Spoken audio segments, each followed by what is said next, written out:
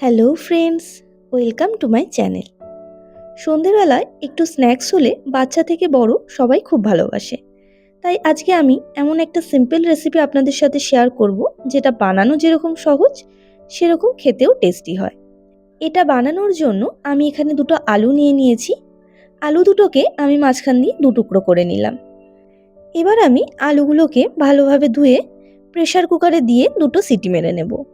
Pressure কুকারের মধ্যে আমি 1 টিস্পুন মতো নুন দিয়ে দিলাম। আপনারা চাইলে প্রেসার কুকারের বদলে নর্মাল বাসনেও আলুগুলো সেদ্ধ করে নিতে পারেন। আলুগুলো সেদ্ধ হয়ে গেলে একটু ঠান্ডা করে আমি এর খোসাগুলো ছাড়িয়ে নেব।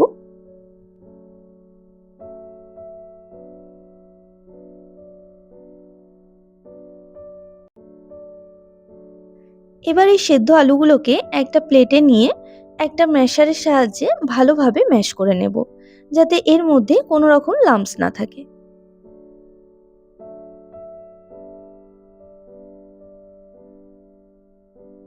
আলুগুলো ম্যাশ করা হয়ে গেলে এবার আমি এর মধ্যে দিয়ে দিচ্ছি 1 teaspoon oregano, 1 teaspoon chaat masala, 1 teaspoon red chilli powder আর স্বাদ মতো নুন।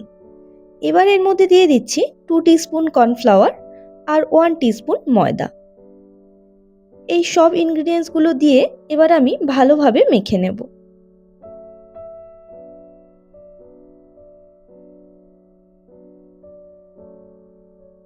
ডোটা আমার ভালোভাবে মাখা হয়ে গেছে।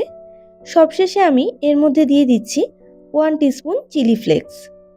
চিলি ফ্লেক্সটা দিয়ে আরেকবার একটু ডোটাকে মেখে নেব। ডোটা আমার একদম রেডি হয়ে গেছে। এবার আমি একটা বেলুন চাকি নিয়ে তার মধ্যে খানিকটা কর্নফ্লাওয়ার ছড়িয়ে দিলাম। এবার কিছুটা ডো নিয়ে হাতে করে লম্বা করে একটা লেচি বানিয়ে নেব। এরপর একটা ছুরির সাহায্যে ছোট ছোট টুকরো করে নেব। এবার আমি এই ছোট ছোট লেচিগুলো নিয়ে হাতে করে একটা শেপ দিয়ে নেব। আপনারা চাইলে আপনাদের পছন্দ মতন যে কোনো শেপ দিয়ে নিতে পারেন।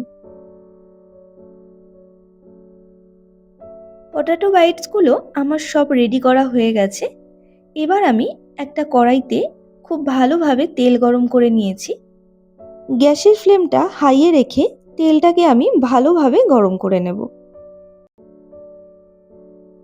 তেলটা গরম হয়ে গেলে এবার আমি একে একে পটেটো বাইটসগুলোকে এর মধ্যে দিয়ে দেব।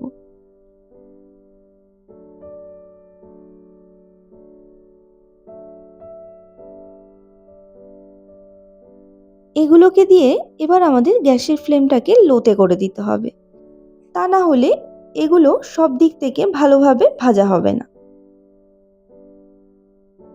পটেটো বাইটসগুলোকে উল্টে পাল্টে ভালোভাবে ভেজে নেব।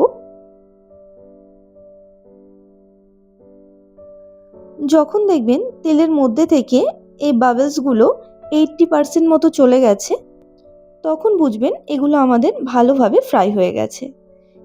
এবার আমি এগুলোকে একটা প্লেটের মধ্যে তুলে গরম গরম সার্ভ করব। আপনারা দেখতেই পাচ্ছেন এগুলো কতটা ক্রিস্পি হয়েছে। তাহলে আর দেরি কিসের, আপনারাও বাড়িতে এটা বানিয়ে ফেলুন আর আমাকে কমেন্ট করে অবশ্যই জানাবেন এই রেসিপিটা আপনাদের কেমন লেগেছে।